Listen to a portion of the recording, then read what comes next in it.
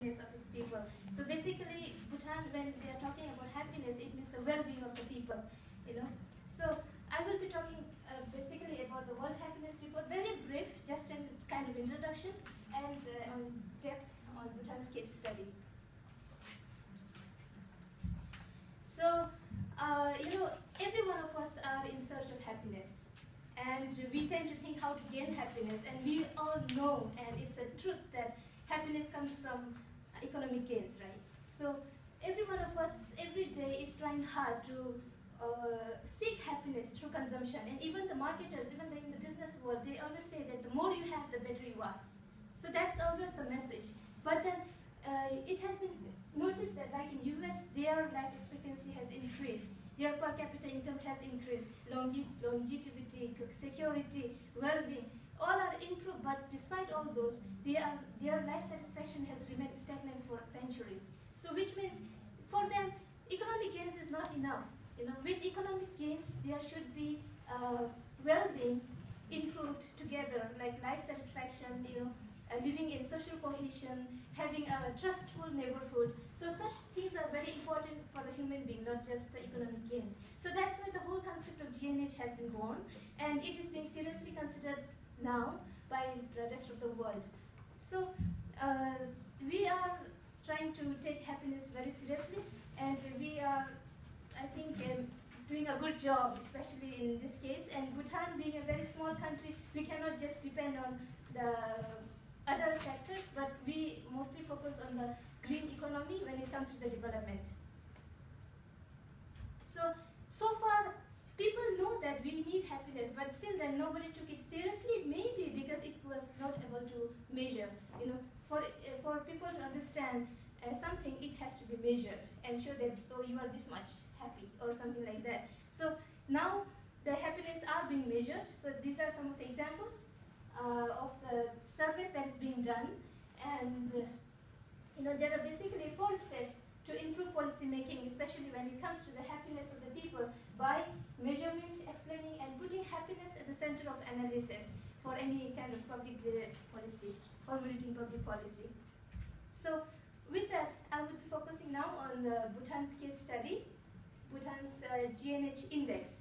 So we use GNH index mainly to understand happiness and to increase the happiness. So how do we understand happiness? So by looking at how many people are happy, how are they happy, and similarly, who is not yet happy, and what do they lack? So by looking at behind, what are the conditions that are making them better off? By looking at all those things, we can improve the living condition of the people. So definition of GNH, there are many. So these are some of the definitions of GNH, and many people have a misconception that GNH means individual happiness. Of course, that contributes to the national happiness, but it's not at all. We are a social animal, and we tend to live in a society, so it's like a collective happiness among the community that we live in. So it's different from the feel-good meaning. So when I was reading this World Happiness Report, I came across a word called Anthropocene, which very interested me. I was wondering, I tried to look at the dictionary, I couldn't find out. Later, I came to know that this is a very new word coined in 2000 by an ecologist called Eugene, and then later it was popularized by the Nobel Prize winner chemist. He was a chemist, and he popularized this word. So Anthropocene actually is like we human beings are shaping the life support system of the earth. That's the whole meaning, because we have shaped the past, we are shaping the present, because we are harnessing the good resources of the world, which is finite, but we are infinitely consuming everything. So, and we have the capacity to change the future as well. So therefore, and it's also known that this generation is the first of its kind who's taking sustainable development as a very important, and this word was coined, and there are a lot of conferences being held now on Anthropocene. So in Bhutan, what are the reasons for GNH index? So like mainly for the policy formulation, how do we do that? By looking at the indicators which guides our development, and GNH Commission, like he said, it allocates the resources based on the need by looking at those indicators, and also we can measure the well-being of the people and try time. And of course, across the country, with the help of the World Gallup report, that is the report which measures the happiness of the world. And we have various components of the GNH index. So 4 pillars, 9 domains, 33 indicators. These are composed of subjective as well as quantitative. So especially like quantitative when it comes to health, education, energy, these are environment. We have a national international standard measurement tools to measure this, but some are subjective, like psychological well-being. So these are the new things that has been incorporated in the GNH index, and which was very much taken for granted by the people, actually. So this, because of this GNH index and because we have this survey, it gives the government a very interesting feedback about the people. Just to share you one example, when you look at the frustration, under the psychological domain, psychological well-being, there is an indicator which says that frustration, emotions, and like meditations, these are some of the indicators. So 10% of the Buddhist people were facing frustration in their life. So it was basically 90% is very good. Still then 10% is worrisome. So government tried to see who are these people and what made them do so. But later when they investigated, it was found that it was purely pronounced between the farmers groups. So Bhutan has a conservation policy of maintaining 72% of forest coverage. But he said 60 at the national level, but at present it's 72%. So we are not allowed to kill wild animals by policy. So these wild animals destroy their crops, farmers' crops. So they cannot do anything to and government has very less budget to compensate those things. So therefore, they couldn't do anything much. But later when we knew that they were the one who is the most frustrated, then government had to do something. They had to prioritize this because we are based on the agrarian society. So they started doing some interventions such as putting up the electric fences for the agriculture protection. So this is just one example. So we have sufficiency threshold, and a survey was done in 2010 by CBS, Center for Bhutanese Studies. They are responsible for doing this job. And these are the numbers of the samples. And it was covered throughout the district and covering all domains. And indicators are based on normative values, which are embedded in the culture of Buddhist context, and statistical properties, accuracy over time, and policy relevance and clarity of interpretation. Because the data that we have collected has a very high quality data, because the surveyors were trained, and on each of the indicators and the survey questions, they were made very clear about the interpretations, because we tend to have different interpretations on some questions. So they were fully trained, and when they went to the village, they were like giving the clear explanation, and they gave the respondent the time to think and then respond. So that's what I think the quality is very good, the data. So these are the face of the people of Bhutan, and with the very visionary leaders. And James Hilton, in 1993, he wrote a novel called Shangri-La, and people compare his Shangri-La with Bhutan. So you might have to visit Bhutan to see whether it's really a Shangri-La or not. So threshold, how much is enough? To look at how much is enough by looking at the sufficiency level, and the methodology used for this was Elkine-Foster method. And the sufficiency threshold were set by looking at the international standard, like looking at MDG, ILO, for instance, like overcrowding in house, but it says international standard, and we also have a national standard, normative judgment, especially with the software aspect of this indicators, and it's also based on the participatory meeting. So these are not, the indicators were not created in isolation. It was a participatory, and everybody had a say to develop this. So some data, just I collected few to share, that Buddhists enjoy sufficiency in emotions, community, relation. Jiglam Namja is like a social etiquette, how you eat, drink, and political freedom, income, and spirituality. Then they enjoy less sufficiency in literacy, this is overall, and social support, work-life balance, and social cultural participation.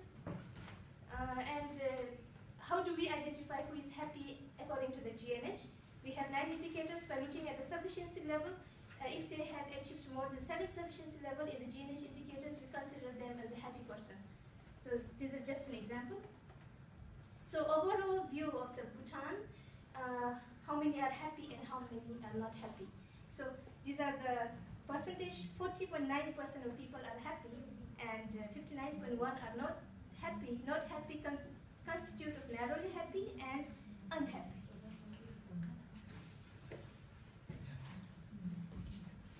So what constitutes to the happiness of the people? So by looking at this one, all the domains were playing an equal role in making one's life a happy life. So amongst these indicators, if you look at the least one, like for example 9, it's good governance. People have rated very less for the good governance for them to become happy. Maybe because it is just my feeling. I think that they've taken it for granted because Bhutan has a very stable politics, and then they take, and good leaders most luckily, and they take it for granted that good governance is always there. So maybe the same GNH index, if you run in some other country, it might differ. So this is across the district, Dzongkhap is district. So if you look at it, it's rather balanced, but with little bit variations. And in case of Thimphu, they are better in education and living standard, but they also are facing challenge in the social community vitality. So it's a confidence interval, and it's a GNH wheel, which gives you a comparison between the rural, urban, and the national level. So if you look at it again, in the urban living standard is high. Health is somewhat same because we have equal health facility in all across the district. And this is a percentage of Buddhists having sufficiency according to gender, just in additional, if you are wondering if women are even as equal as happy as men. So again, when we look at it, it looks quite similar. They are also somewhat equally happy with 1 or 2 variations. And like for instance, if you look at the knowledge, men are more happier because they think they possess more knowledge, and like women, it's improving one. And then these are the self-reported thing, okay? And then when we look at the age level, which age group of the people are the most happy in Bhutan, we saw that youth are the most happy people, especially from the age of 15 to 17. Why? I don't know. But so this is just to give you a brief idea of how the Bhutan has taken this GNH index and measured the happiness of the people so that they can improve their policy to make people even life better, And then, but in doing so, although we gained a lot of popularity across the international community, but we also faced a lot of criticism at the same time. So some of the criticism, what I thought, I just listed down. So like, most of the people think that, oh, if this is the case, if the government is placing the happiness as a priority, then maybe the Bhutan is the happiest place. And in many of the blogs, they say, yes, Bhutan is the happiest place, but if you are interested, you can ask me later. And again, another critic is that why guided tourism if Bhutan is so happy, the security is very good and all those things. But Bhutan is only the country, I think if I'm not wrong, that we have a guided tourism. No tourist will go without a guide. So it's always guided tourism. And we have reasons for doing that, but it is being criticized. So GDP is not important anymore than if GNH is everything. So again, it is very evident. But still then people say that if we keep on pursuing happiness, how will the country develop? This kind of questions does come to us. And then, however, the big nations, oh, Bhutan is a very small country, it might work very well, but what about the big nations where there are like 20 million people? Okay, so does Bhutan aspire to remain independent? I put this question deliberately because ours is IDP class. We have a criticism also saying that Bhutan wants to remain independent. Wants to. This is just a criticism. It's not research for one or something else. But if you are interested, you can ask me questions such like this. It's just to provoke your thinking. Sorry. Wants to. And then, how come rest of the world